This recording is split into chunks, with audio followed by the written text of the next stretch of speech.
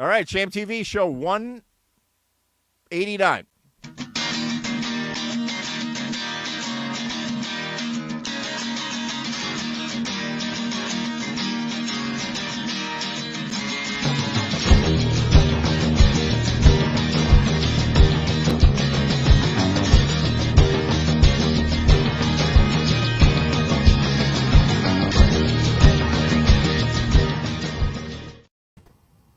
It is. Hello, gentlemen. Hello. Hi, Evening. It's an interesting little bit of Max Headroom there. That show in 189. You remember Max Headroom? I remember Max Headroom. Yeah, going way back. The funny thing is that was supposed to be AI, but it was a guy. It was a guy in like a plastic, like wig. Do you know it was a guy? It was not a. It was not even computer graphics. No, it wasn't. That's not true. Yeah, it was. I was at the freaking agency where they did that. That's not true. It wasn't computer graphics. It was a guy. They edited it. No, there were no computer graphics. It was animated. There were no computer graphics. Well, it was actually a guy he had a plastic wiggy thing and makeup. Oh yeah, and then he was edited so that he would go. It was edited to do that, but there was actually an actor that played Max Headroom. I've started a fight in 5 seconds into the show. I've started a fight. I can't believe it. So what's your story, Bill Noman? Give me the story. Well, the guy who worked on it is no longer with us, Paul Capelli, but he worked at BBD&O because that was Pepsi, right? Okay. It was Pepsi. It was done at BBD&O. He went to London. Oh, no, hold on a minute. So yeah, there was an ad, but there was a show, the Max Headroom show. I'm not talking about a show. The show had the guy Matt Hayer. That's the actor. That's a different thing. I'm talking about Max Headroom. Max Headroom, there was no AI, I'm sorry, but in those days it was animated and it was done at BBD&O, and I know the people that did it, and I'm just saying the ads, which I forgot without the ads. The ads were first. Yeah, Max Headroom, fictional character portrayed by Matt Frewer. Yeah, who wasn't he like? He wasn't MacGyver, but he looked like MacGyver. Yeah, right. No, and he did other things, and like I couldn't watch him after that. Like I was like, that's Max Headroom. I know that is. No, but the that agency that did that BBD&O, it was day when gods walked the earth in advertising. Right. This was an advertising agency where creative was king. Right. Phil Duesenberry ran the thing, and it was like everybody I knew who worked there was friggin' brilliant, and the real brilliance was. They had this shows you the change of the times. They had an on-site bar. There was a pub there. Yeah. And they got the idea from J. Walter Thompson, who had one. And it was like, it was like a fake speakeasy. Like you would sort of knock on the door, but everybody knew you just put your hand in the thing and you open the thing. Right. And they had this like bartender who I swear to God had to have been like in the Reichstag back in the 40s. It was like Gunther, and it was like, he would serve you your drinks. They had like prehistoric boiled eggs, like in this briny stuff that just like no one would eat it. But it was a great. Right.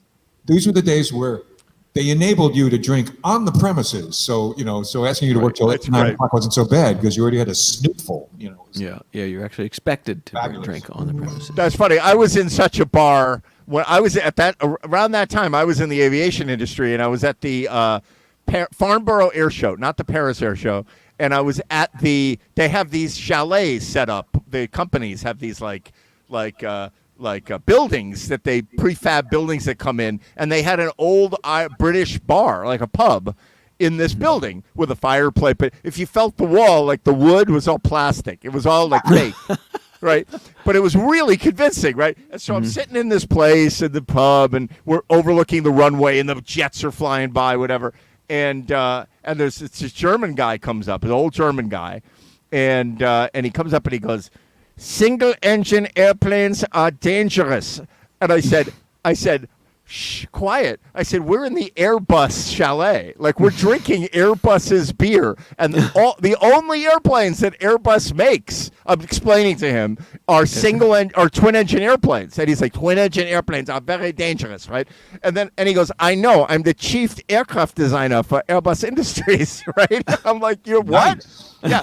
He's telling everybody that they got to get 4-engine airplanes because he said someday an airplane will go down in the Pacific Ocean and no one will know what happened, right? And I'm like, all right. And it happened, actually. Malaysian, whatever, flight, whatever, went down to the Pacific Ocean. Nobody knew what happened. And then he took out a magazine, and he pulled a page out of the magazine, and he found some ad that didn't have too much real estate on the page. And he drew the A380 for me. He drew the picture of the plane, and he went, this is what I am making now. And I want everybody to buy this airplane. The 4-engine, double-decker, giant thing, right? It was a long time ago. But yeah, I know, like that's how power was done in the bars. All these places had bars back in the day. Yeah, the guy you talked to, he got his predisposition for not having double engine aircraft by getting shot down 3 or 4 times by Spitfires over the English. Yeah, he was in a Messerschmitt 262. 88. He was in a Messerschmitt 262, a twin-engine jet. The more engines, the better. Oh my God! Unless it's a fighter who's sent there. But Max Headroom, yeah. So yeah, I got that Max Headroom thing going today. I got the hair slicked Well, back. no, actually, the Max Headroom thing, we were both right. But I just, when I think Max Headroom, I think the commercial. I forgot how that it was actually. It probably never would have existed if it wasn't for an advertising campaign, because they probably spent There's no question about that. millions on this thing. Like they Yeah. never would have spent for a show. But it also, it definitely tapped into like an MTV thing that was going on at the time, and it was Right. it was pretty ballsy for like Pepsi. Like it was, it absolutely, just solidified at that time the difference between Pepsi and Coke as a marketing thing. Unfortunately, the product Coke makes is to me so much better than Pepsi that I can't describe. Okay, 2 points. First of all, in those days, Pepsi also painted a Concorde in Pepsi colors, and they flew it around the world on a publicity stunt, the Pepsi Concorde, whatever. And it ran Yeah. on Fanta. Right, we're not fan. So, what's interesting is that apparently if they blind taste test Pepsi and Coke, Pepsi wins a lot. But I would never get a Pepsi. Like, I'm a Coke guy. Like, why? Whatever advertising agency pushed that shit, like, I bought it hook, line, and sinker. But I think you bought it because you did try both and you liked Coke better, because that's how I don't know. came to it. And, to me, it's like Pepsi is just kind of too effervescent, and it doesn't feel like it has the same substance that Coke has. There's not enough cocaine in Pepsi. I don't know. Yeah, right. But I don't know. I don't know if that's the reason. Like, the reason that I like Coke, that I would say, is that they had that commercial, like, I'd like to buy the world a Coke, right? Remember that right? And they had like people on the mountaintop holding hands, and the helicopter shot, whatever. That was me when I was a kid. I was like, oh, I want to buy a Coke, Yeah, see, this is my age is showing here, because that to me was a complete turnoff. But the product was freaking great. Like, to me, Right. there's just no, like, I don't go to fast food restaurants often, but if I did, it would be McDonald's over any of the other companies. Because it's Coke, right? But see, and Pepsi tries too hard. They've got Cindy Crawford, right? She's like, ooh, I'm drinking Pepsi, right? And they got Michael Jackson, and Hair on fire. And right, and I think he lit his hair on fire at the Pepsi shoot. Right? No, it was not the shoot. I mean, he didn't light it on fire. It caught on fire. Right, at a shoot, at a Pepsi shoot. No, absolutely. Right. Yeah. And so, but I feel like they tried too hard. I'm like, obviously your soda sucks because you have to get a Concorde and you have to get whatever. You have to get pyrotechnics that are so intense that you get out of control and burn the I mean, if future you star could of get America. Michael Jackson to hawk your product in those days, you wouldn't do it. I would. I don't know. No, back in those days, I mean, was a hot. buddy of mine who worked at BB, got to go to London and shoot a commercial with Robert Palmer and use sort of facsimiles of the women that were in like the Addicted to Love and Simply Irresistible videos. That is that's worth a trip across the big trench, if you ask me, just that right there. But he also What got to a shoot party. with like Robert Plant too, which is like fun. That was another one. That's fun. What a party in the advertising was such a freaking party in those days. There was so No much question. money. My God. Unbelievable. All right, play us a song, Bill Nolan. Save us. I can't. We've talked about advertising now, and I didn't. It's all By the seems way, so- I am so happy to see Dave Robinson sitting behind a drum set after having drummed his heart out this week on AOL. That's what I was going to say on Yay. AOL. let's like AOL. before we get into anything. How you doing, Dave? Okay, I'm sorry I kept getting up and down, guys. I was talking to my surgeon. Oh yeah. Hopefully, I go in tomorrow to get the staples taken out. Gross, Yay. gross. And where, if I may ask, where are the staples? Can you see them on my neck? On the In right his side? neck. Yeah. Oh, I See them? Right know. over his jugular and aorta vein. I don't know. No, I can't see them on your neck. Oh my god. Oh, He's yeah. too far Holy away, shit. but that's a good thing. My neck. It's like 30 something. Wow. Wow. No, I you s- don't see. No, I can't see that. You're good. I Go. still don't understand the concept of staples. Like, how can they use staples on people? Like, what holds? Just That's the some whole thing. sadistic shit. Like, Yeah, all right, I mean- we could sew him up real nice, but Yeah, fuck but- it, get the stapler. Staples. Yeah, I mean, it'll leave a more interesting scar. I don't get that at all.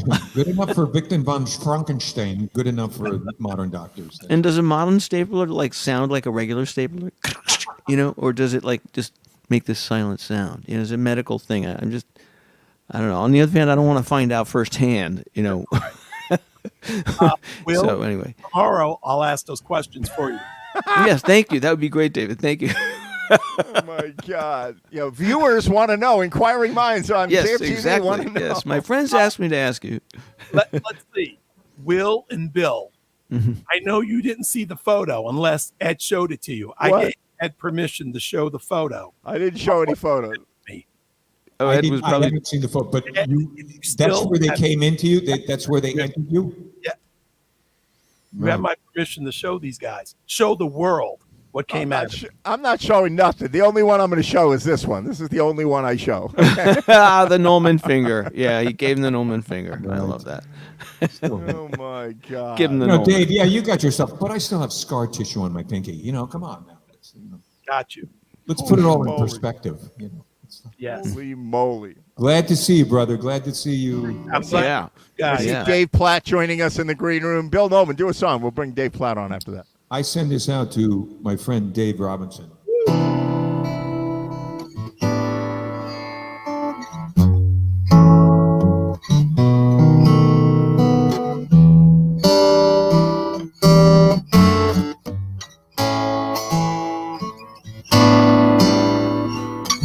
So much for your moment of prayer. God's not at home. There's no there. Lost in the stars. That's what you are. Left here on the own. Only hope to live on this earth. This here is it. For all it's worth. Nothing else awaits you. No second birth. No starry crown. Oh, for an unbeliever like you, there's not much you can do. Would turn you away, though I hate to see you surrender. You need to surrender. We must find a way to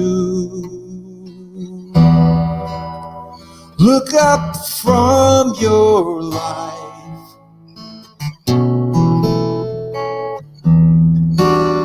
Look up from your life.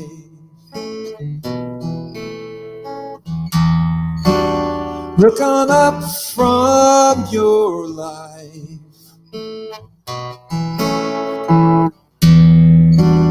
Look on up from your life. There's a river running under your feet, under this house, under this street, straight from the heart, ancient and sweet, on its way back home. Even in the middle of your sadness, the everyday madness, the ongoing game, even when you can't find the reason, there's still got to be a reason. You don't need to name it. Look up from your life.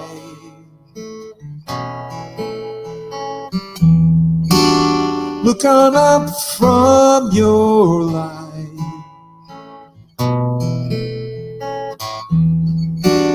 Look on up from your life.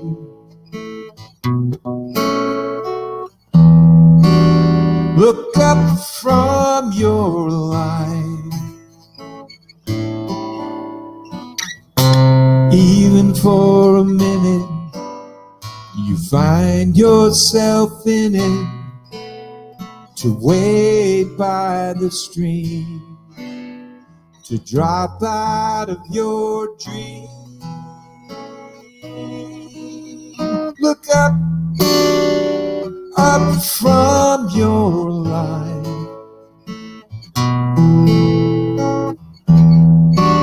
Look on up from your life.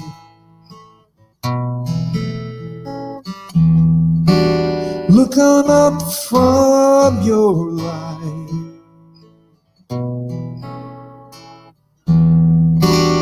Look up from your life. Love you, Dave. Glad you're doing okay, man.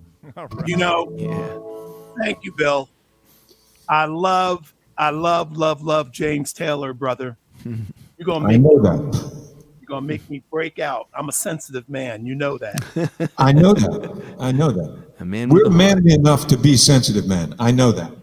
I love you guys. I love all you guys. Right back I'm at you. glad to, I'm glad to connect with you so much, because we had distance and we hadn't seen each other that much. That is correct. That love the is fact- correct. I love the fact that I seem to have the largest head of anyone on the screen. Somebody had to say it.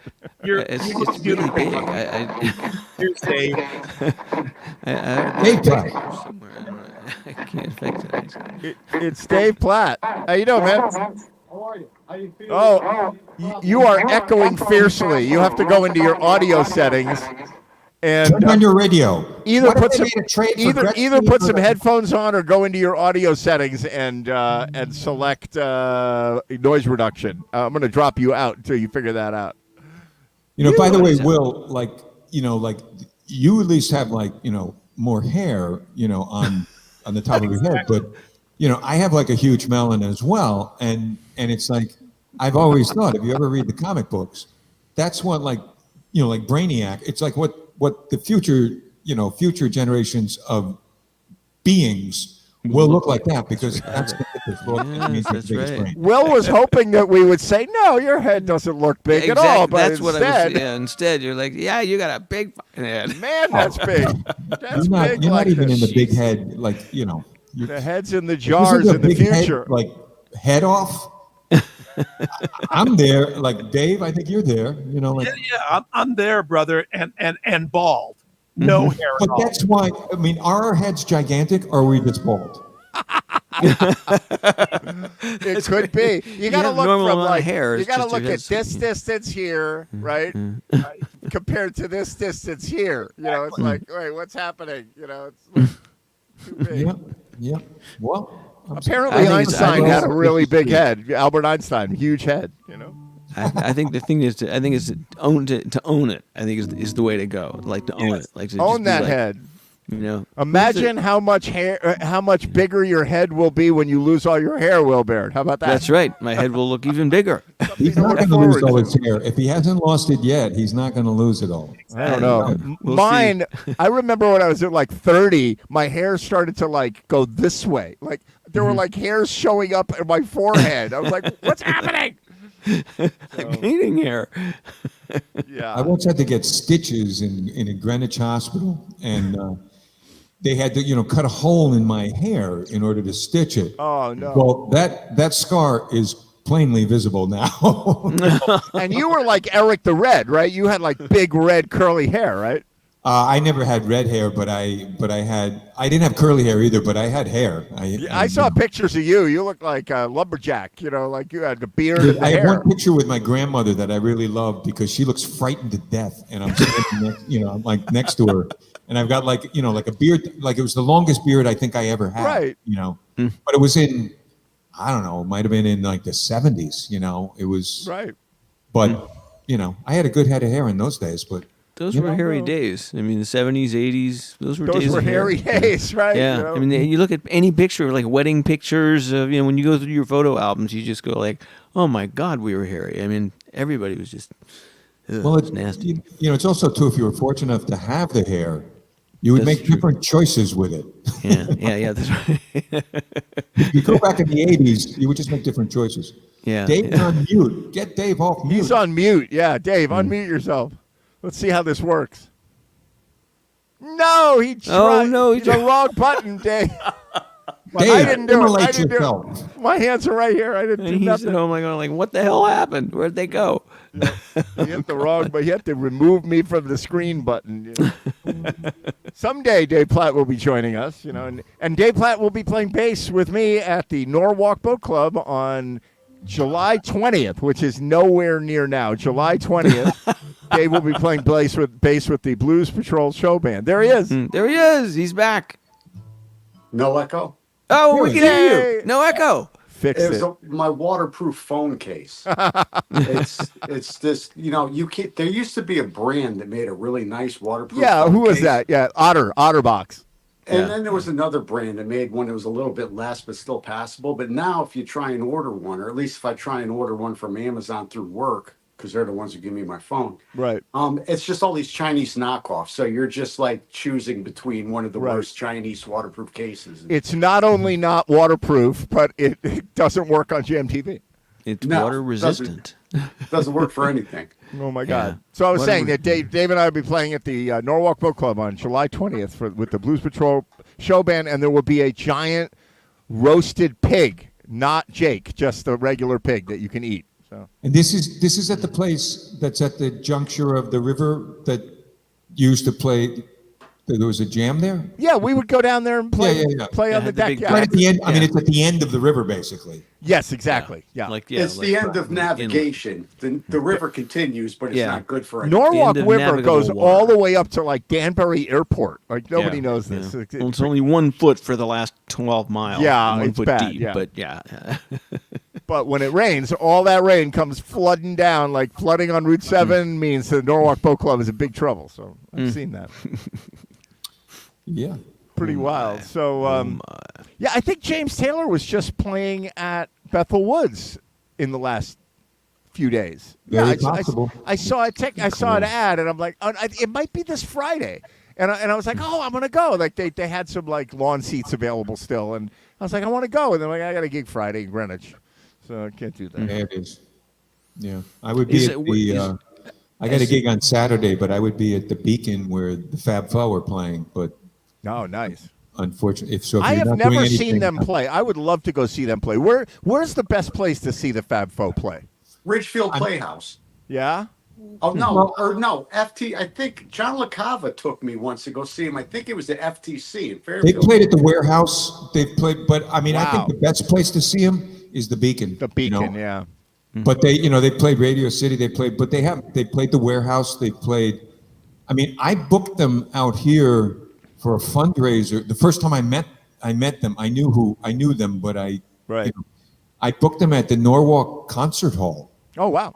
and it was like the sound on that particular show was so pristine. I just couldn't believe it. And I knew they were good. Like and I knew them all. Will Lee I'd worked with through advertising because he was like a double scale vocalist and he played bass on everything and he never said no to anything. So everybody was like, could you just give somebody else like a gig here? Like let somebody else do it, But I mean, I'm sitting there, I meet them, they're really nice and all that. And I knew them from Reputation and I emceed the show. So I got to introduce them. And before I hit my seat, they started like the opening of like Magical Mystery Tour. And I turned to my wife and I said, oh my God, this is going to be unbelievable. Yeah. I really didn't have a clue. I didn't know how great it was, but it was. And in those days, they had, Tom Bones Malone in the horn section and Lou Soloff on trumpet. And, so they do it with a full band. They don't just do it as 4 guys. Well, generally, yes. I mean, generally, they have what they call the hogshead horns and the cream tangerine strings, which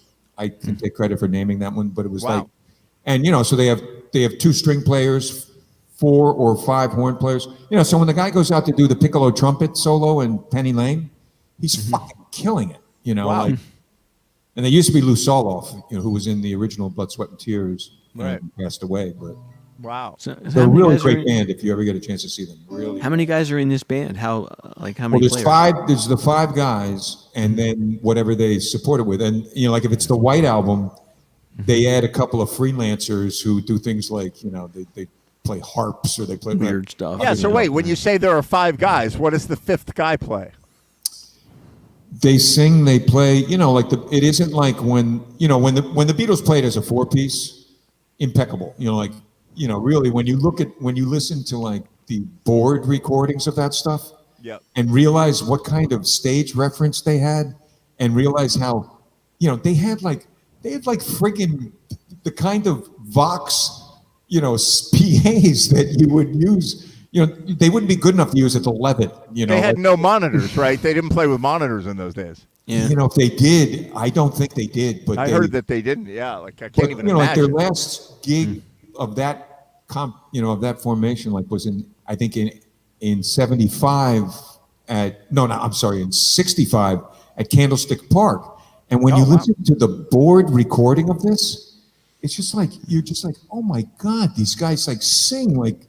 It's just, they're so, this is what comes when you play in Hamburg 4 shows a day for like 3 or 4 years and live together and everything else. It's like what comes out of that is just insane. But the Foe, I mean, they're really, really, really good. And if you like the Beatles, I mean, they're really good. And they do just enough of their own, not so much interpretation of it, because they consider it like classical music, but they're not slavish to it. They will expand on things, do funny solo things, Right. They do nights where they did like the solo Beatles, which was great. Like, they do different thematic things. So Dave Platt, what Beatle recording do you not have? I mean, as far as actual like raw recordings, there's probably some esoteric, those little Nagra tape recorders. Oh yeah. They used to have those. They used to have those running in the background for all their sessions, and all those used to sneak out the back door all the time. Right. So I'm sure that there's something I don't have. But in terms of albums, you have them all. In terms of albums, and I probably have. I have all of their sanctioned recorded output, and I probably would say I have 90% of their unsanctioned recorded output.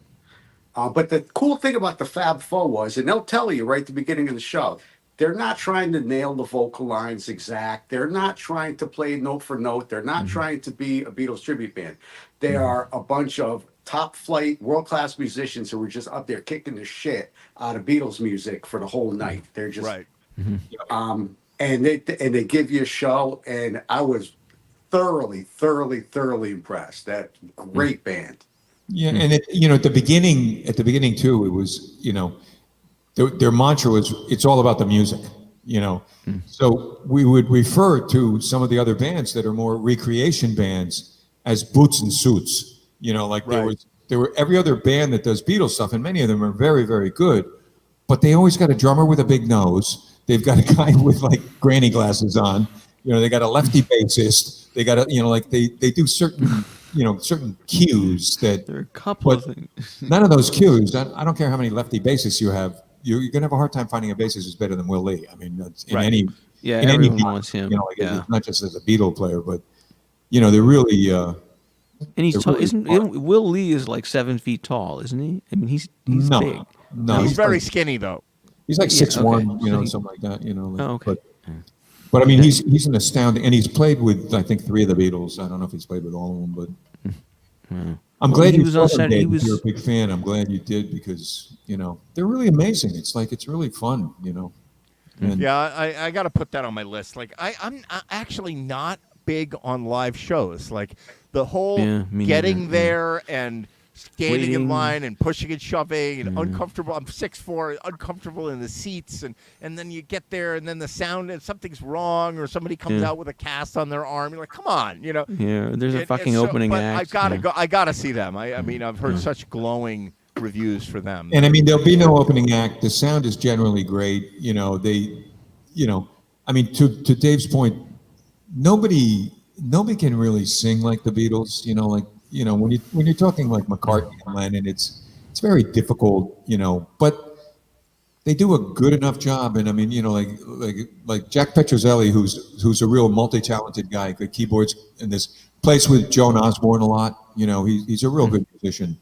John When he used to Osborne, do, Oh Darling, the panties would fly on the stage. I mean, the guy just really, I mean, he really delivered. Mine. Really, really good. Yes, your panties were on there too. It raises the question in my mind of what is the difference between the Beatles' harmony sound, which is like very distinctive sound, and the Eagles' harmony sound, which is a completely different distinctive sound. Like, what is it that makes those so different? Come on, Bill Nolan, No, I don't know. Like harmony is harmony, but the Beatles really took their cue from the Everly Brothers a lot. Yeah, I knew you were going to say that. Yeah. So they really went from that way. I would say that the Eagles, took it more from things that were more, like the Buffalo Springfield and Poco and like some of the other bands that were more not contemporaries but had come there a little bit before. But I mean, the Eagles are a band that like there was a period of time where I wasn't like a huge fan, though I played some of their songs and you get in bands and you play out in bars and you end up playing the same freaking songs. And it's like In every band. they got like freaking 10 albums. Really? Is it only Peaceful Right. Easy Feeling and Take It Easy? There are no Right. more songs? My pet peeve about Spotify or about radio, it's like, come on, like Van Ray Morrison, Ray he Charles only does more than recorded 2 Moon songs. Dance and Brown Eyed Girl. Like it's like that. It's That's like it. it's like There's a your first set. lazy station programmer kind of thing. Yeah. But that documentary that the Eagles had that was like, it was like 3 hours long or something. It was like 2 hour-and-a-half segments. I once sat down and I watched that whole thing, and it's astounding. On one hand, it's like great to have it, perfect to the record, and some of that, like I don't love because I sometimes like them to step out. But the fact that they can recreate those harmonies, and just do it, and when they're doing their warm-ups before you're just like, Yeah, that's the scary thing. Yeah, I know exactly. There's a scene in that documentary where they're in a hallway of a coliseum getting ready to go on stage, and they're doing harmonies, and you're just like, wow. and it's that that's song Seven so Bridges cool. Road or something like that. It's like Yeah. it's like a song that I don't know that well, but it's But like on the other hand, I love both bands. I mean, don't get me wrong. I love both bands. But I think of the Eagles as being so precise that the soul has been lost. It got left behind, but they're so precise. It's just like scary cool, And the Beatles, I feel like the soul is still in there, and the people. well, I mean, are I think still there's a in there, little. you know? I think there's a little bit of truth to that. On the flip side, the Eagles do it live all the time. It's true, and it Whereas the sounds just Beatles didn't do it live all the time. They did. Mm-hmm. They did it live to a point, and they were amazing when they did it live. But they were kind of like they were kind of like an American R&B cover band who also had original. They did great originals too. Mm-hmm. But it was that period of time for them where like what was and Dave, maybe like the last kind of stuff they did when they're playing at Candlestick Park, it was like Ticket to Ride, and it was like that kind, it was kind of the Help era kind of, which to me, is one of their greatest. Like for me, the Help album, the Brit Help album. I mean, that's one of my top 5 Beatle albums by far. You know, like anything that, like, so Dave, British releases versus American releases. All right, so the Brits. So first of all, we'll go back to Help for 1 second. So Help is probably the album that I will grab off the shelf the least. I couldn't tell you why, but it's just that one. As far as their vocal harmonies, I think it was like the intervals that they chose to use, you know, and again, like you said, they were recording, so they could sit there and hash out the way that they were going to do their harmonies. But you listen to a song like "And Your Bird Can Sing," right? Some of the intervals that they're hitting between each other, and like the stuff they're doing, it goes by, and you're just like, damn. Yeah. But anyway, British releases versus the U.S. releases. So in the United States, they tried to milk the Beatles for all they could. So what they would do is they would take an album like Revolver, and they would take 2 or 3 songs off of the English version, and they would put them to the side. And then they would take the 3 songs that they pinched off of the last record, and they would put those to the side. And they would give you some shit like the Butcher album. Yesterday and Today. Yesterday and Today, right? Where they would take all these songs that they pinched off of. And the other thing they would do is they would put the singles onto the U.S. releases. The British didn't do that because the British felt that they were giving you more value by releasing those singles as their own thing and not rehashing it and putting filler on these records. Right. And the other thing they did is they sent them over, and the U.S. mastering houses would take liberties with the records. They'd throw all kinds of reverb and shit on them, and they were different. And they were what we grew up listening to. And now, at some point, I think it was when their CDs came out in '87, I think they finally just said that the British releases are the canon, and the U.S. releases were not pursuing that any further. They had a reissue campaign. You know, I firmly believe that to be true. And Help, I feel like, you know, Help more than any album that they ever did benefited more from the British release than from the U.S. release, because, you know, half of the album was like this innocuous kind of knockoff James Bond music, which wasn't really as good as John Barry, but it was like kind of like that. But I mean, Help, you know, it had Ticket to Ride on it. It had like You're Gonna Lose That Girl. It's got Another Girl. It has, I mean, it has some of my absolute favorite. That's Yesterday. Yeah. Wow. Yeah. Does it on Help? Does it? Yeah. Yesterday? Yeah, I mean, it was in a snap, and you know, I have nothing but the deepest frigging hatred for Capitol Records, who not only took a Pasadena on them at the beginning of their career, so they VJ, released their, and one other label, like they released their first stuff. You know, it's like they took a pass on this, then they had the temerity to frigging cut their stuff up because somehow, you know, like you said, they're trying to milk it for all it's worth. It's like, God knows we don't want the Beatles to make the final decision on what it goes on their fucking albums. You know, let's let some Capitol do that. You know? They don't know what's right for their music. We do. But That was the Beach Boys. You know, like they let the Beach Boys put out what they were putting out. Like, why did they fuck with the Beatles? You know, it's like weird. I mean, Capitol. Like they didn't do it, but Beatles, nothing like them. You know. All right, do another song, and then I want to keep talking about the Beatles and the Eagles, and I have a cool topic to talk about. You must have been online looking at something. Like, that's right. He was looking things up. You give your heart to me, then you say hello, and I can hardly speak. My heart is beating so, and anyone could tell. You think you know me well, but you don't know me.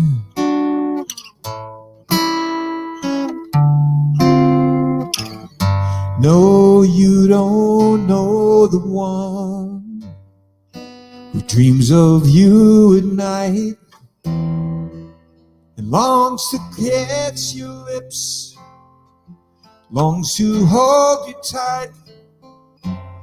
To you I'm just a friend, That's all I'll ever be. You don't know me.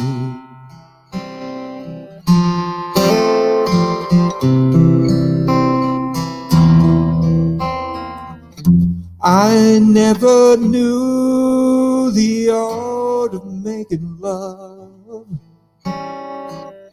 though my heart aches with love for you.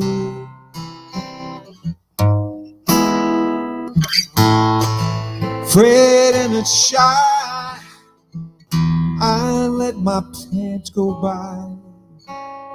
The chance that you might love me too.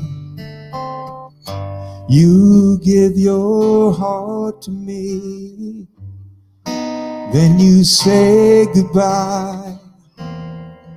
I want you to walk away beside that lucky guy. No, you'll never, never know the one who loves you so, 'cause you don't know me.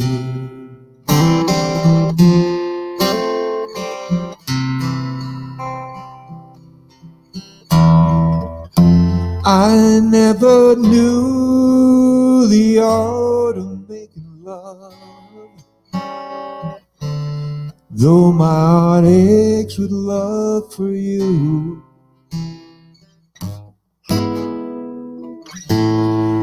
Afraid and I'm shy, I let my chance go by. The chance that you might love me too. You give your hand to me, then you say goodbye. I want you to walk away beside that lucky guy. No, you'll never, never know the one who loves you so. Now you don't love me.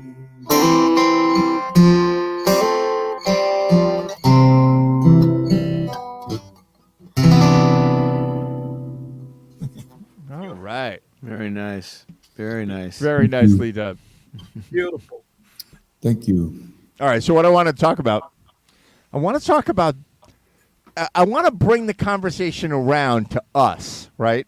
But I want to start with bands that just don't get along. Like, the Beatles and the Eagles had their problems, like they had their problems with not getting along with each other. Within the band. Yeah, within the band. And like you got the Eagles, you got Fleetwood Mac, you got the, I don't know, the Cakes, you got, bands that like had big problems. Obviously, there's money involved, so they're dealing on that level, but they're also fighting creatively and who's going to get featured. The Eagles, my God, and in particular, like who has stories about themselves, like bands having conflict within the bands? Like, what do you got, Bill Nolan? I have, for one thing too, your basic premise.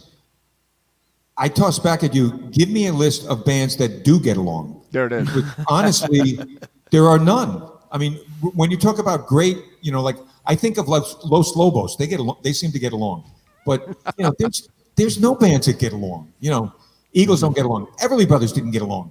I mean, it's on and on and on. The band didn't get along. What is that? Why is that? Why are it's the creative soul? It's the creative soul. It's publishing. A lot of it is publishing. A lot of it is like who wrote the songs and, like in the band, like the resentment between Levon and Robbie Robertson, like, we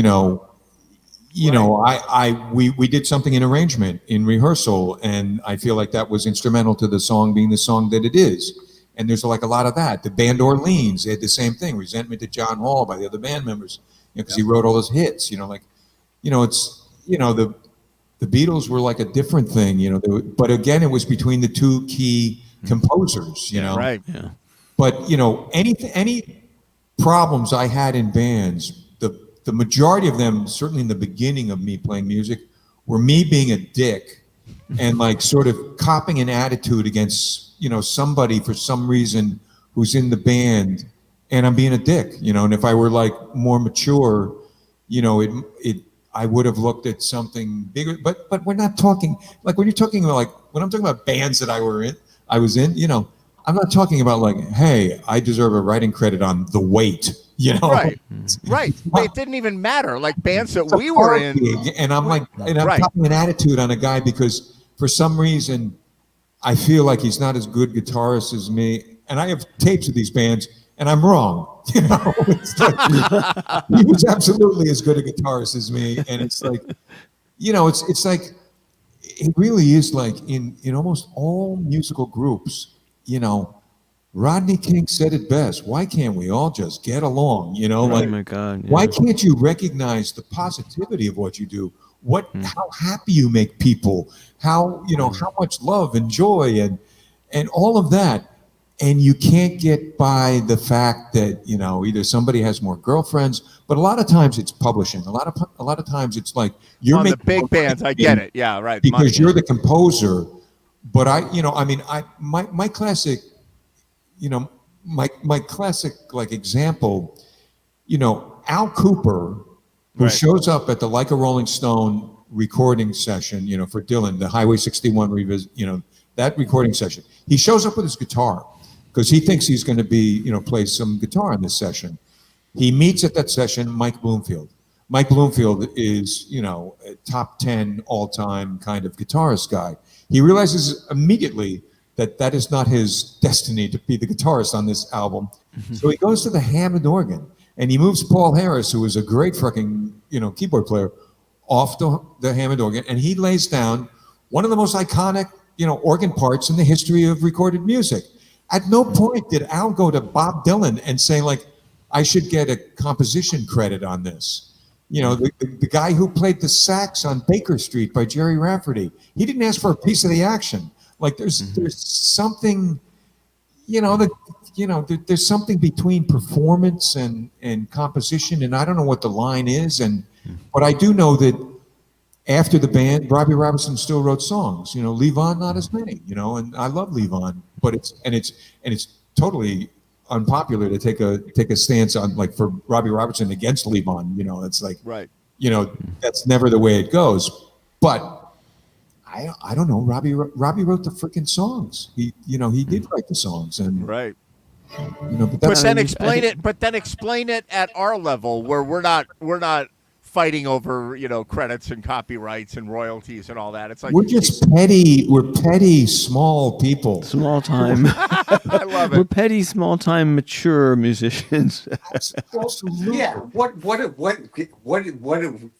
I'm in Fairfield County bar bands. What do I have to gripe about? Usually it's something stupid like stage space, or somebody's too freaking loud, or Money. or the guitar player's not wearing fucking shoes again, or like stupid shit like that. You know, nothing real. I mean, especially, I'm in cover bands. I don't have an original bone in my body, so I. Yeah, but so like, are you telling me that the guy's an alter ego? You never fight. You like Nope. love each other, and that's it. We get along remarkably well, and we are really musically we're pretty aligned. I mean, we all have dissenting opinions on something, and that's normal. But you know, we accept it, and I will play a song that I hate like I wrote it. Yep. Because you got to do that, and we just enjoy doing it, and so far it's been paying off for us because we've been very lucky. We've had a real windfall lately, Right. and I think part of that is that our energy's good because nobody's pissed about anything. We're having a really good time. See, that's good. That's really important because like right now I'm playing with a group that there's like, you know, I'm a side man. I'm not a front man. Nobody's coming to the Ed Train band. I've never done that. I'm a side man keyboard player, and I'll join your freaking band and play keyboards with you for whatever if I'm free. And but there's stuff like I won't take people messing with the money. I won't take people being disrespectful or mean or substance abusing and then letting that enter the work. I'm like, come on, you know, like I become a jerk when that happens. But you know what? I mean, honestly, those kind of things, you know, to me, I play with a lot of bands as a side person, Right. where some of the people in the band, some of the key people in the band, are kind of hobbyists, which doesn't mean they're not really, good musicians. Yeah. But they don't make that sort of financial, extrapolation where it's like, I prepare. Like if you give me a gig, you give me a set list, I work it. I'll do whatever I'm supposed to do. Right. I come prepared. I do what I do. My mantra is like, try to make every song better. Like try to add something. It's never about me ever. And it's like, just try to make it as good as can be. Right. When it comes time to and if you're playing with people who don't give a shit about money, I feel awful because I feel like the mercenary in the group. But Me too. Because I do give shit about money. No, but I'm unapologetic. It's like there are decades of things that brought me to this moment in time. And it's basically being a professional. And like and all the things you talk about, people, I played with this woman at Gates in New Canaan. It was a classic gig.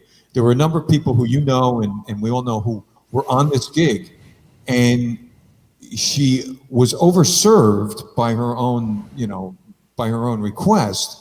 Yeah. And it ended up being fucked up and bringing people on stage.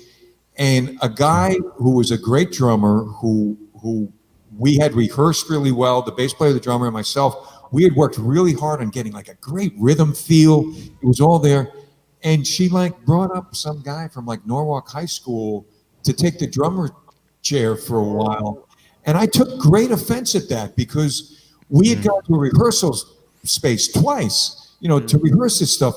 And we had worked like diligent people and we'd come up with a groove and it felt really good. And I love playing rhythm, like you play rhythm with a good bass player and a good drummer. It's fucking fun. Yeah. And I felt it was a complete diss to the drummer and I could not allow that. Like it just was wrong, And it's like, it's basically like unprofessional behavior to me. Yeah, it's interesting the things that set you off, and I'm very picky too. Like I show up at rehearsals prepared. I've learned the songs, and I expect the rehearsal all right, let's count the thing off and let's play it and decide how the ending's going to work, and then and they're like, no, we need to listen to it and we need to learn what are the chords and what key is it in. I'm like, come on, No, it's some of it's being an adult too.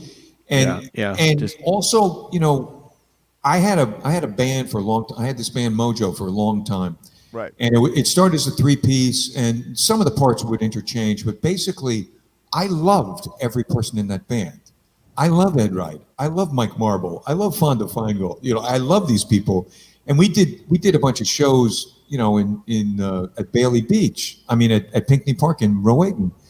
And, that house band, like that core band of what we called Mojo in those days, that core band, I loved every one of those human beings. And when we had to prepare for a gig, I knew everybody was going to do their due diligence. And I knew when we showed up at the limited rehearsal time we had, every person was on the shit like crazy. Right. And then I would bring in guys like, Crispin did a lot of those. Crispin Seal did a lot of them. But we brought in once Jim Clark for a show that was like a California theme. Wow. We had 40 songs and it was a 4-hour show and he got thrown into it with 5 days to go to the end.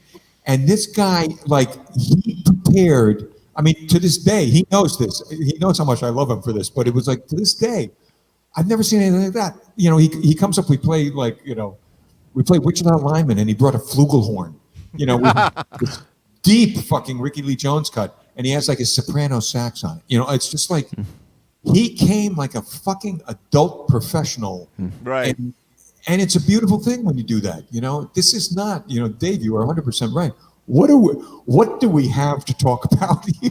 Yeah. We're just providing some fucking entertainment in a fucking bar. But there's so much at stake, and you have expectations that get met or not. I audition. I'm playing with 2 bands out here in Pennsylvania now. And I don't know anybody out in Pennsylvania. I'm like a zero body out here. And I got recruited by these 2 groups. And the one, I had a rehearsal last Sunday where they wanted to audition me. They're auditioning a guitar player. They're auditioning me. And so I show up and they go, well, so what songs do you want to work on for the gig? And I said, well, you sent me the list. And they're like, yeah, but what songs did you prepare? And I'm like, just pick one on the list. Like, well, I'm good to go. And they're like, no, really? Like, and I'm like, just play a song. I'll be okay, right? So they play the song, and they're looking at each other like, oh, he's playing the part for the song, like on that organ thing he's got, right? And then after like 3 songs, they're like, are you free on this date and this date and this date? Like, it was like they didn't even talk to each other. But that's because they've had other guys in there who are like, right. I don't know, I know a Billy Joel song that's not on your list. You want to hear that? You know, like it doesn't prepare anything. It's also fun. Like if you're a side guy, the fun is in, you know, for one thing, I believe this, and I know when Mike Muggeridge and I are on dates, you know, when we haven't been on dates, when you start pulling stuff out of your ass, like when somebody calls something that you haven't prepared, that is like catnip, you know, like that is just best, you know, because then now you're down to like, what do you know? What do you really know? How do you really do stuff? But it's like preparation, man. You know, and also just ears and being open and doing all of that. It's like, that's what it's about. That's what it's about. That's, you know, especially if you're a sideman. Like if you're a vocalist and you're like, I don't know, I didn't learn the words to that song, or but otherwise, like at least listen to it and sort it out in your head. So when they play it, you're not completely lost, you know? Well, I used to work with this great female vocalist and she showed up at one gig without her music stand and without her lyrics. You know, it was kind of like, I was kind of like, but I hate to say it. So I know this is a sausage fest here. We got 5 guys on the show, but working with female vocalists can be a different kind of thing because they have a different set of skills and a different set of expectations and standards. It's a little hard to work with female vocalists sometimes. And we challenge any female vocalist listening to dial in and join us with no women watch this show. No, but I mean, you know, take somebody like Holly, you know, like, so you got Holly McCreary, right? I've worked with Holly like as a duo. I've worked with her in bands. I had her come sing solo, you know, come sing front for. Bad example. She's a quintessential pro. She's amazing, right? She is, but she also, you know, she will just pull stuff out. You know, she'll freaking do it, and she does it, you know, on willpower and everything else. But at no point in time is she confused about what she should do. And you know, to me, like timidity is like the worst thing that you can have. Like. You know, like to me, I don't mind if somebody comes out there, male or female, and like has a thing, as long as they're within the context of what the hell you're laying down. But I mean, you know, Holly is just like, you know, it's freaking strap on and just, you know, enjoy the ride. You know, it's like, and it elevates everybody. Everybody gets better when everybody just takes it more seriously, and everybody like. Well, I mean, I played in a band, and we got booked on a high-paying wedding. You know, it was, I don't know, it was $5,000 gig or something. And it was 10-piece band. It was like $500 a person, right? It was a serious gig, and the guy doing the wedding said, I want to have a female vocalist. Like, you know, you guys are all guys, and I want to have a female vocalist to balance it. We're like, no problem. We work with a bunch of female vocalists. It's bullshit, you know. So I hire a female vocalist who will remain nameless, and I hire her, and I say, all you have to do is look through our set list and pick out 5 songs. And she said, okay. And I sent the set list over, and she said, again, the wedding was like 2 or 3 weeks away. We like hired her late in the game. And she's like, I won't sing any of those songs. I want you to learn the following 5 songs. And I was like, we have one rehearsal between now and then. We're not learning 5, you know, like crazy Celine Dion orchestrations or whatever they were, right? We're not learning your songs. You got to pick, like Mustang Sally was on there, you know, like come on, sing Mustang Sally, right? Yeah. And she refused to do it to the point where we had to replace her with another female vocalist. And I said, pick 5 songs off our list. That's the criteria. You make $100 a song, right? And she went, you tell me what 5 songs. I'll do any one you tell me, right?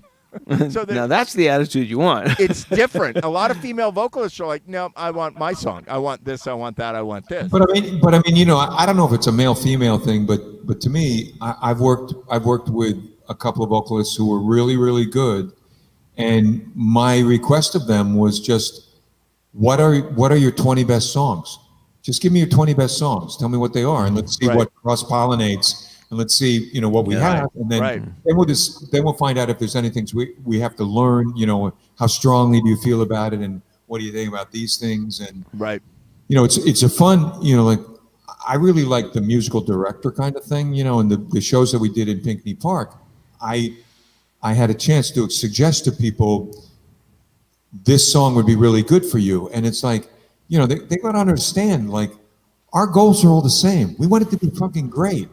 And you may not see yourself in this thing, but you're in it. And if you did it, it will be freaking great. And I have a friend who did, we had this British show, and I talked him into doing It's Not Unusual. And he thought it was going to be a joke. He thought it was going to be fucking terrible. He thought it was going to be like a parody or something. Right. He killed it, and it killed, and it was like, I knew it was because I knew the band would have it, and it was like, it's just up to him. All he has to do is sing the thing. Like, don't, but it's like, people they need structure. They need and they need to work, they need, you need to put in the work. You need to, you need to, if you're just going to show up and be nothing, that's, I don't know. That's terrible. Or worse, watch the clock, like that's, that's a deal killer for me. Like, watching the clock is something that I don't work with people that watch the clock twice. Right. Play us another song, will you? Do I have to? Do it. Because really, it's about 9. I mean, it's 8:30. But Will Baird. All right, I will explain his big-ish head to you right now. Okay. The reason you're seeing his big head is that he does not have a guitar on because he's not going to be playing tonight. Yeah, I'm sorry. What the hell kind of a bait and switch was this? What can I say? Bill, Big Head Will. Get that freaking Stratocaster off the wall because you're up next. Okay? Big Head Will not be performing this evening. Yeah. Wow. I'm here because I have COVID. You do not have COVID. These days, if you have any respiratory, I was calling to do the advance for the gig that I have tomorrow, right? And I coughed, and the woman, and I coughed like 2 or 3 times, and she said, "Do you have a cold or something?" And I said, I woke up this morning, I'm kind of congested, I got like a cough, something like that. And she said, "You can't come here." And this is like a very like overly buttoned up place, and she said, "You under the COVID guidelines with the CDC, you should isolate until your symptoms are better." So wait, so do you have it? So I don't have COVID, but on the other hand, I could have COVID because might as well. I tested now, right? But I might have it tomorrow or the next day if I test then. I guess you think you're allowed on GMTV with COVID. Or, that's right. Yeah. I'm not worried about that at all, right? Frankly, if not for COVID, there would be no GMTV. Right, exactly. So that's right. Thank you, COVID. Yeah. So, but these, it's very strange. It used to be, it's like now any respiratory thing you have to treat it as if it's COVID. Even whether you've tested or not, So the concert's canceled tomorrow that I was doing. So I had nothing to prepare for tonight, no time to prepare, so that I wasn't even going to be on the show. So, but Ed was kind enough to allow me to be on the show. Don't give us COVID. No COVID here. Yeah, you that's could right. actually prepare for this show? When the hell did that start? He has to come prepared. Didn't we just talk about that? Jesus, aren't you listening to yourselves? When you're getting paid. Yeah, I mean, I spend hours looking in the mirror going like before the show. Like. And again, let the record show, when I first logged in here, Ed had no shirt on. Okay? God, my eyes. Like, how am I going to pay for that analysis? I knew. Yeah, I knew that would ruin everything. Yeah, oh boy.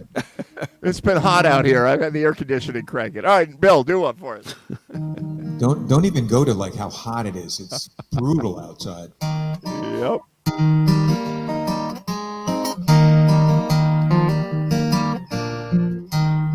I don't remember when we were wild and young.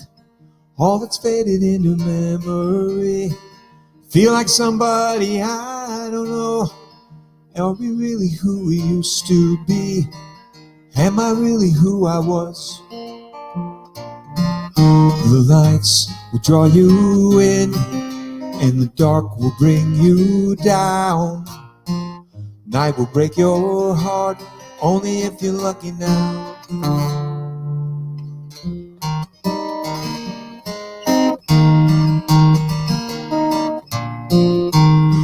waiting outside while you find your keys, like bags of trash in the blackening snow. City of neon and toes that freeze. We've got nothing and nowhere to go. We've got nothing and nowhere. The lights will draw you in, and the dark will bring you down. Night will break your heart, only if you're lucky now. Whoa, whoa, whoa, whoa, whoa, whoa, whoa, whoa, whoa.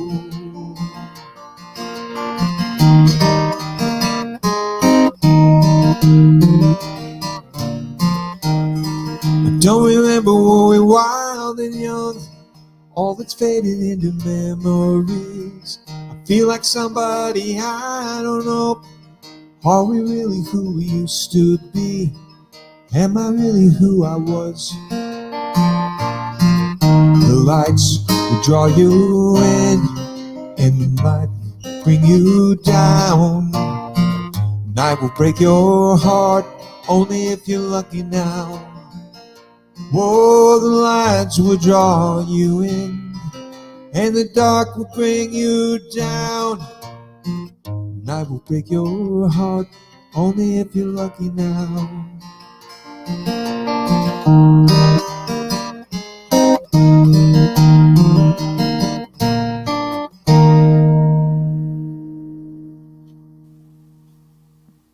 All right. Thank you. It's a Ryan Adams song, I believe. Oh, wow. Cool. Very nice. He's Good done some stuff. very cool stuff. Well, so do you feel okay, Will? I feel fine now. That's the most frustrating part. The mildest, nothing little cold. Yeah, you it's lose like, a gig over it. I went to bed. I slept all day and Right. got up and went, I feel okay. So I texted in when I think I can be on the show if that's okay. And he came back and said, just bring your best stuff.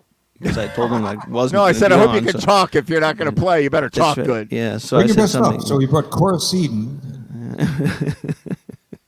So, but now now I feel like an idiot because it's like, maybe I never should have told. No, I didn't cough. I didn't sneeze. I don't have. I'm fine. I'm good. But anyway. Like, couldn't you put a motorcycle helmet on, or like get a space helmet with a hose to a like portable air filtration device and like do the gig like that? That's true. I don't have to say anything or speak. I don't even use a microphone when I play. I just play. Hold your breath the whole gig. Yeah. So this was a golden gig too. Although it could have been damp. Could have been very damp. It's a beautiful park. All this lawn. All these business people come out of the buildings with lunches and lie down on the lawn on cushions and check you out. So Sounds in this like case it would Plato's be like retreat. squash. What'd you say, Bill? I said, it sounds like Plato's Retreat. I'm gonna come up to Boston and watch you play at some point. We got to do that. So what kind of gigs are you doing now, Wilbert? That would be awesome. Well, every week, twice a week, I do the chemotherapy center at Newton Wellesley Hospital. I do Jam TV. So wait, so hold on a minute. Don't breeze by the chemotherapy center. Like, so you're playing for the people while they're getting their chemo done.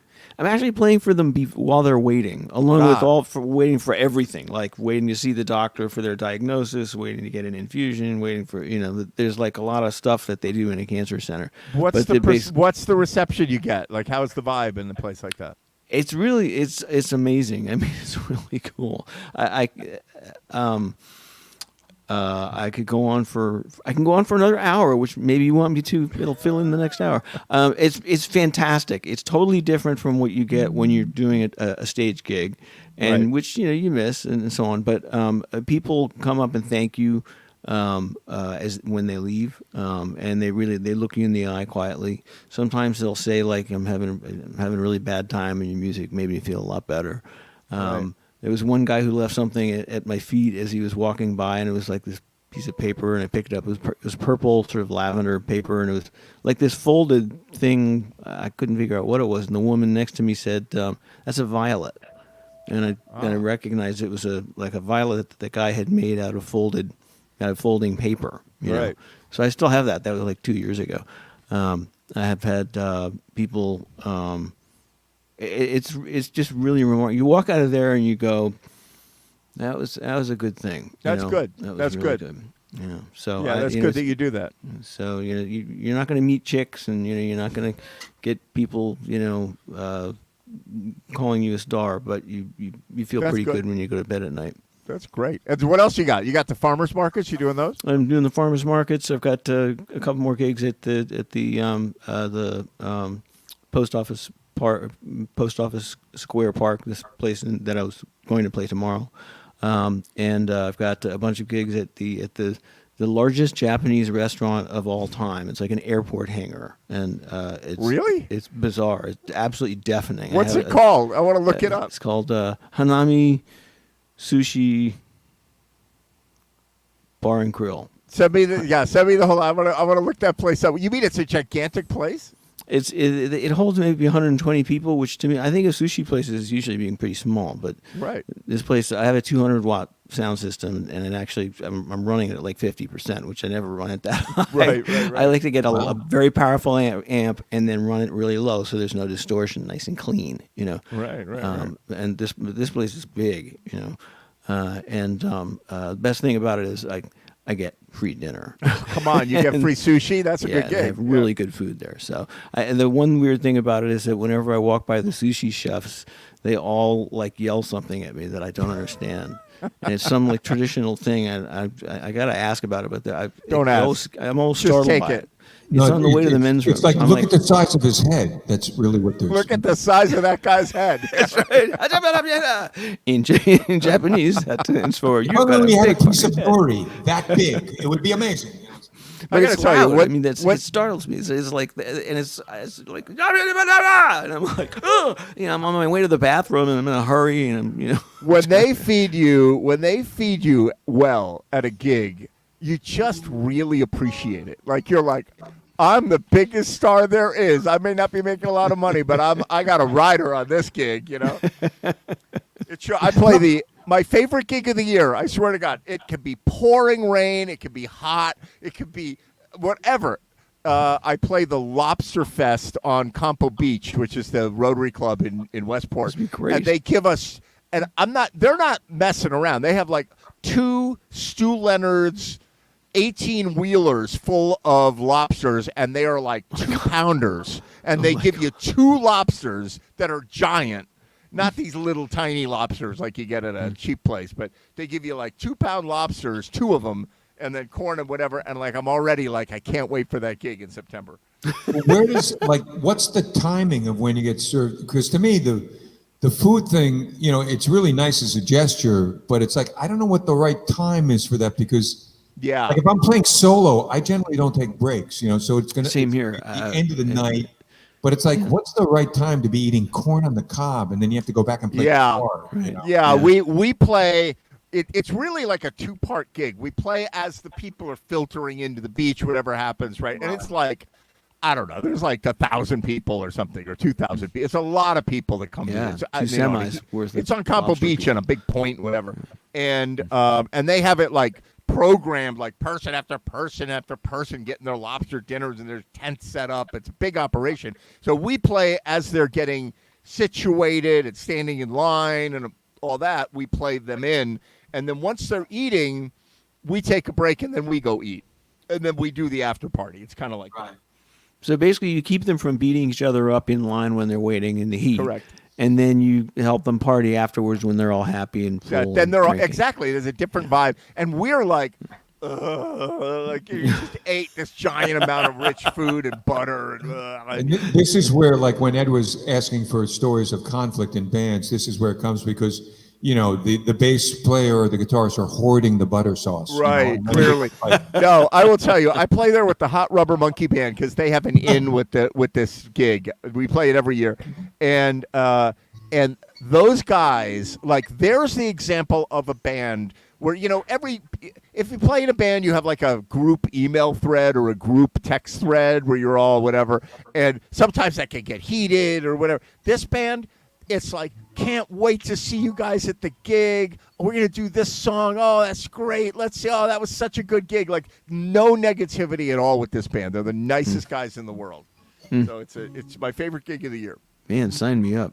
Wow. And the Blues Patrol at the boat club on July 20th, where we have the pig roast. That is also my favorite gig because you get to eat a lot of pig roast, and they all involve large amounts of food, large amount of and the outside band are cooked food. nice guys, and there's like not right. Dave plays bass in that band. It's a good time. There's characters and funny and good vibes, but not all bands are like that. I don't know if you know, but not all bands are like that. The thing about our world is that we live in a world of in a tin can world. We waste hours together in a studio, small space, hanging out. We spend hours driving to places in vans, depending on what kind of gig you're into. Cooped up together. We spend hours in all these different places waiting together. So it's like there's a reason why these bands you have like some nasty stuff that happens in these larger touring bands is because you're spending your whole life in a tin can when your band reaches a certain size. We're lucky that we don't live in tin cans. Oh my God! So I know a story of a guy. I used to play with this woman. This is many years ago now. I will not name her. And she was semi-famous and whatever, and we would go on trips and whatever. I was not on this particular little mini tour that they did up to like Canada and Maine and stuff like that. But they're driving down through Maine on the way home, and the guy, who was a nice guy, said, "Hey, we're in Maine. Let's at least stop and get a lobster or something. Like, let's stop at a roadside place and like do something. Like, let's not just drive straight home." Reasonable. And she was like, "No, we are not stopping. We got to get home. We got many hours to go, and we're not stopping." And he was like, "No, I can't impress upon you enough that I really would like to go." And they ended up in a fist fight in the back of the van over stopping or not stopping. Yeah. Oh my God. And then he left the band after that. So take a little bit of conflict and you stick it inside that tin can, and it's gonna blow up. It's the crusty and crustacean right there. And we're like, wait a minute, you fired so and so because they wanted to stop and get lobster? Yeah, well, I'm running this band. I'm like, oh God, here we go. So yeah, you never know. Band drama when it's gonna come. And then the biggest problem is the band drama comes when the band is doing well and you got lots of gigs. So you're like, do I really want to not have any gigs? Like, do I really want to like have to go start from scratch? Right. It's like, do I want to break up with my mean girlfriend because now I got to go get another mean girlfriend? It's going to take a lot of time, Now you know why I play with a bunch of recorded musicians instead of live musicians. Right. Here, play the guitar, Wilbur. I don't want to organize all that stuff. Yeah. So I found personally the easiest way for me to piss off other musicians is to run one of Ed Train's jams when he's not in town. Tell me about that, Dave Platt. Oh, I mean, I'm not going to name names, but it's because I don't know. You're just trying to. It's like herding cats. Running a jam. Everybody thinks, oh my God, it's so fun, and you're just having a great time, and you're like, not really. No, you're trying not to offend like 50 people simultaneously, and you can't do it. And it's like, there was a meme on Facebook. I was going to say AOL again, and it was like, that's coming from. Yeah, there was a meme, and it was like, describe what you do for a living without saying what you do for a living, or something like that. And I was like, I'm a kindergarten teacher for kindergartners that drink alcohol and play music, or something like that. I like that image of kindergartners who drink alcohol. Yes, that alone is. No, it's true. Yeah, and I remember Dave would sub for me sometime, and people would be like, "No, you don't understand. I'm gonna do all the songs tonight." Yeah, no. I mean, that's not what I spoke with Ed about. Right. I'm going to call Ed. I'm like, all right, well, go ahead and call Ed, right? And I'm on the top of a mountain in Montana on a motorcycle, right? completely unreachable. And, and God forbid you tell somebody to turn down. Right. That's like, people get so cheesed off. I have a speech about that. Get my energy across. No, I have a speech about that, right? Which is, if you say to a guitar player, you know what? I love you, and I love your haircut is great, and your shirt, phenomenal. Where am I going to get one of those? And your guitar, whatever year or special model or whatever custom shot's amazing, and your amp is phenomenal, and what your tone and everything is wonderful. Could you do me a little favor and just turn it down a little bit? And what they hear is, I hate you, and I'm going to kill you, and I hate everything about you. And that's how they react. And you're like, But they're just cutting through the bullshit platitudes you're giving them and getting really where you are with that as well. right? No, it's. I mean, I had one guy tell Ed he was never coming back. He was never coming back. Oh yeah, I've heard that a lot. Oh my God. And this wasn't just some chump. I mean, this guy was an actual musician, Yep. and he used to come around a lot. And So hard, so hard to keep everybody happy.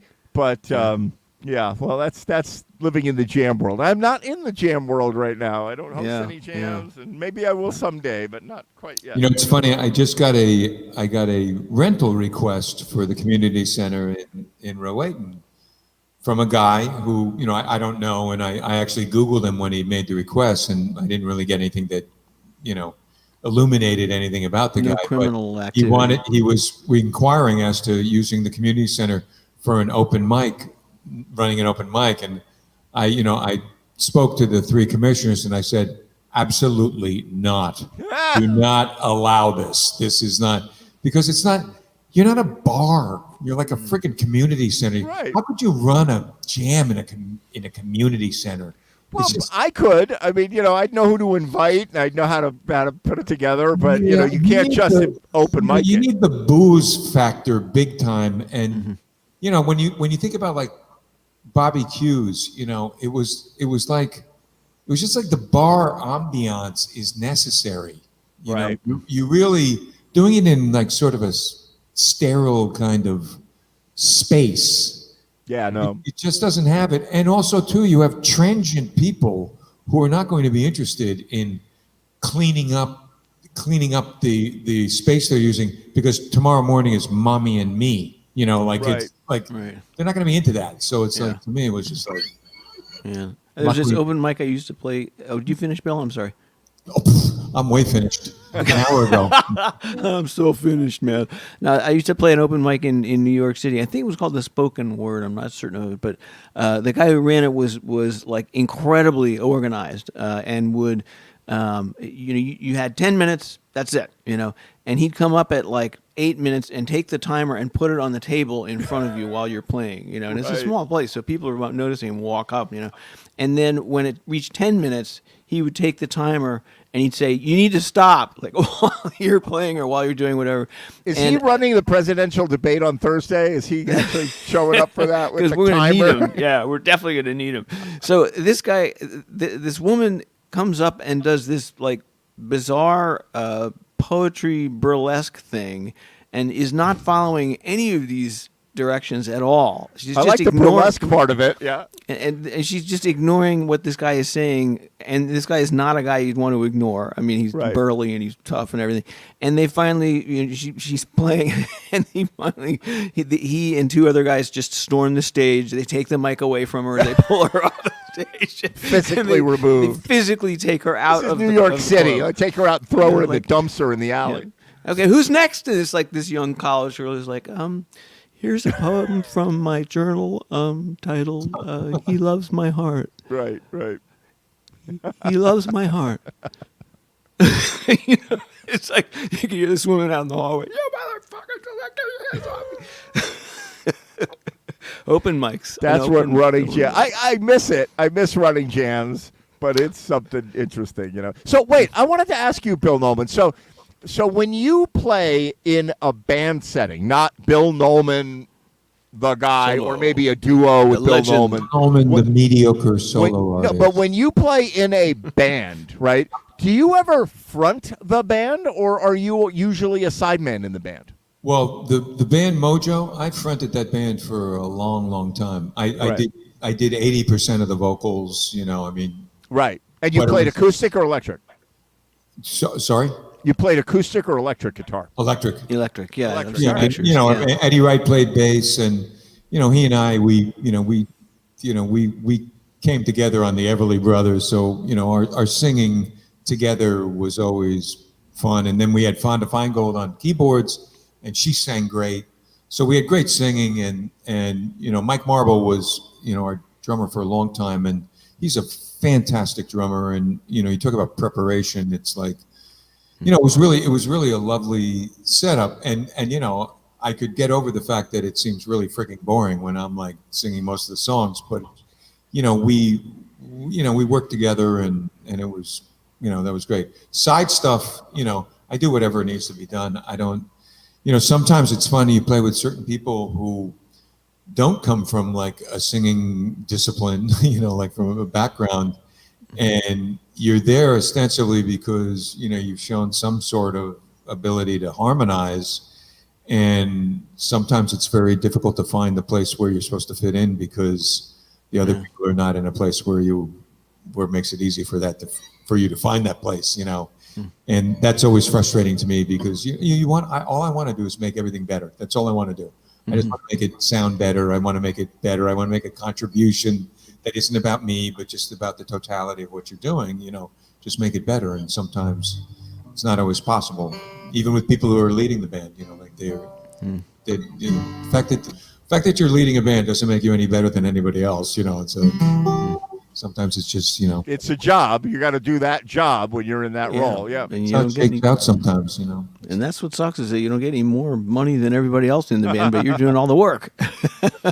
Who's That's getting true. the gigs? Who's Did you? managing? Because when I think of you, Wilbert, I think of what you do now with the acoustic music and the pre-produced tracks and all that. But you used to play folk festivals and whatever. But were you a band member as well? In my 20s, yeah. It was when the folk era, sort of took its end. I got into rock and roll on the Boston scene and played in 2 or 3 bands. Basically, I specialized in finding bands that were on their way down and swirling the drain.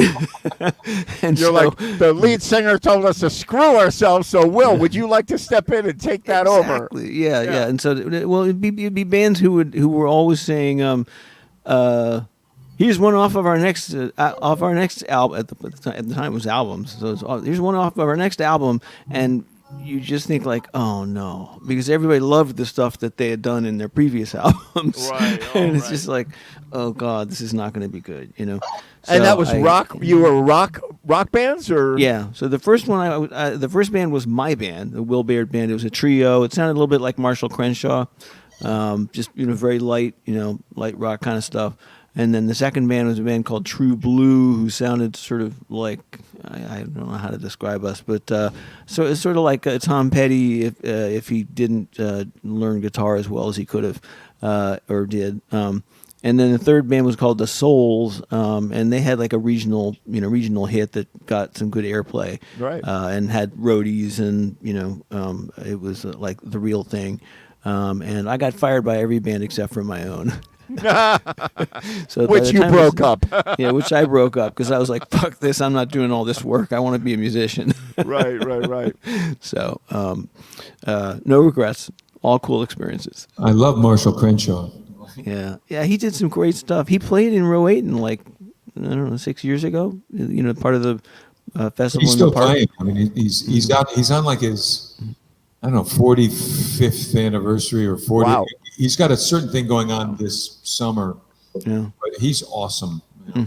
That's very cool. What about you, Dave Robinson? What's your band history? Obviously, you weren't the front man, were you?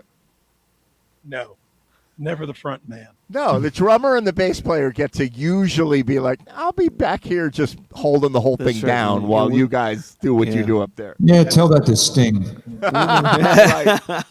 We're the ones who keep the train on the track. You guys look at the train, but we're keeping it on the track. Right. My job is to keep it tight, and depending on what music it is, make you dance, make you move. Right. I mean, Yes. being a sideman, for me, being part of the ensemble is. I don't want the glory or the pressure of having to be anywhere near the front. Yeah. Yes.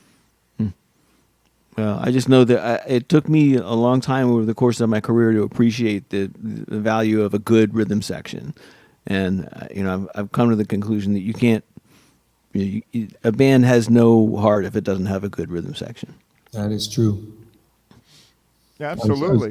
There's this kid at the beach who he's a drummer, and he's a really good drummer. He's in one of those things that kind of started as a School of Rock thing, but he's toured like internationally with John Anderson, the lead singer of Yes, as the vocalist in the band, and he's playing drums in this band. He's like the drum chair. But he's now starting to play acoustic guitar. So nothing makes the time go faster, and the time sometimes just can't go fast enough. He's sitting down playing stuff, and he's got 3 or 4 songs, and I'm helping him with him, and we're doing this, this stuff, and it's really fun to see someone get into a different thing, and he's sort of out of his comfort zone, and he's trying to do stuff, and he's got tremendous rhythm, but not on guitar. He's trying to figure it all out, and it's, I don't know where I'm going with this, but it's hard. It's hard to switch roles. I remember at the jams when the drummer would have to go to the bathroom or would show up late or something, and I'd be like, I'll handle it, and I would sit down at the drum set and I would get done, and I was like, I am so good. After a while, I started getting that groove, and I could keep time, and I get done. Everybody comes up to me, they're like, don't ever do that again. Never. Just take a break. Don't. I thought I sounded great, and they're like, Ixnay, the drum nay, forever Ed nay. Well, one thing the drummer learned, the buddy of mine who's the lifeguard, one thing he learned is that it is so much friggin' easier to just play guitar than to set up. That's a different thing, and I said to him, look at Dave Grohl, he kind of did both. That's what I say to drummers. I'm like, you could have played the trumpet. Just show up at 8:59 for a 9 o'clock hit, you could have done that. But no, you had to have a drum set. Yeah. That is one pet peeve I have is musicians who show up late. I cannot oh my God, stand that. It makes me crazy.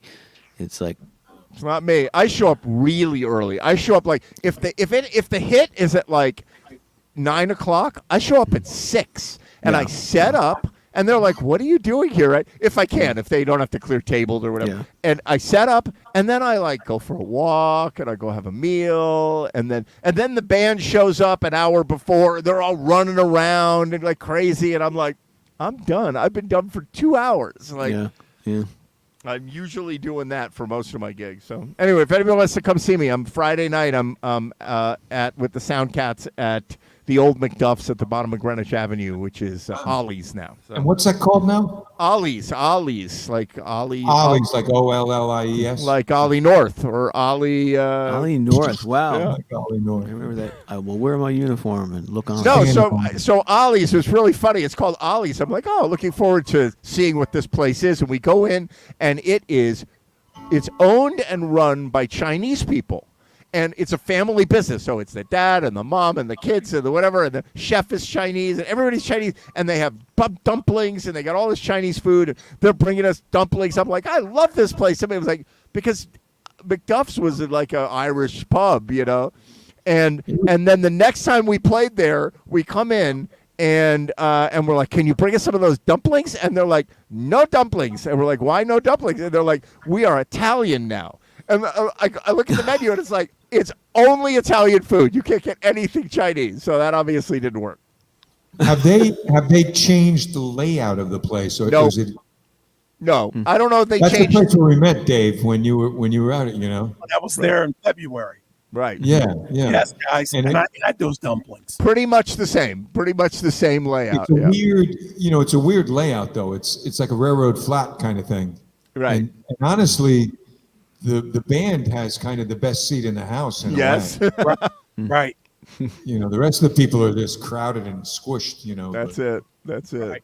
We'll take it that way. All right, everybody. Great to see you guys. That's it for GMTV. Show Okie dokie. 189. And No, it was show 189. 189.